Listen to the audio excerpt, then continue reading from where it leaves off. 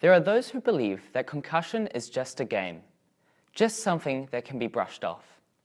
I believe that concussions are a growing issue in today's sport as the injury has profound effects, not just physically, but also psychologically on the sufferers and the ones around them. In order to gain more knowledge about the situation faced by those affected by concussions, I talked to a range of individuals who have had first-hand experience. The following excerpts were taken from one of those interviews which truly resonated with me. You had no time frame, and I think that was the worst thing because you just wanted your child to be better.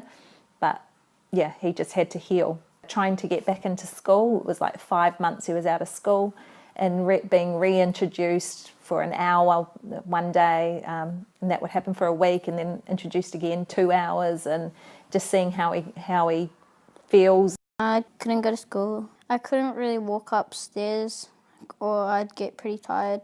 Or play sport, I'd get very tired.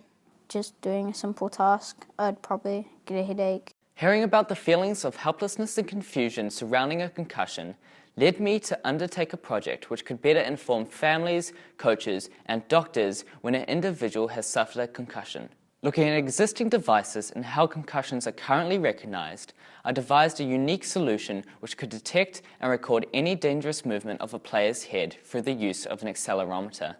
Through extensive research, I taught myself essential skills in order to make the project possible, right from electronics through to coding. For the construction of my first prototype, I started off using an LIS 331 accelerometer. But like all projects, I experienced many difficulties which led me to settle on using a different component with similar features.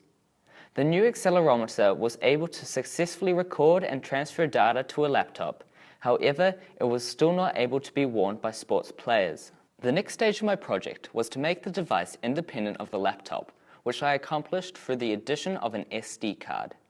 Data collected by the accelerometer will be stored on the card and can be analyzed by doctors or coaches at a later date. To test the accuracy of my device, I constructed a testing rig and gelatin head to replicate linear forces on the brain during a collision. I would swing weights at the head from a set height and record its impact using my device. The data provides details on the acceleration of the head on 3 different axes, which can then be visualized on a graph.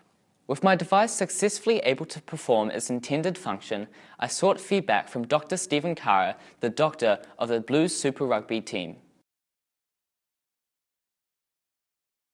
It was reassuring to know that my device has the potential to prevent further injury through decreasing the time it takes to diagnose a concussion. There are limitless possibilities to the extent I can develop my device. In the future, it has the ability to become a commercial product. But however, at this stage, I am focusing on reducing its size so that I can trial it in actual sports games.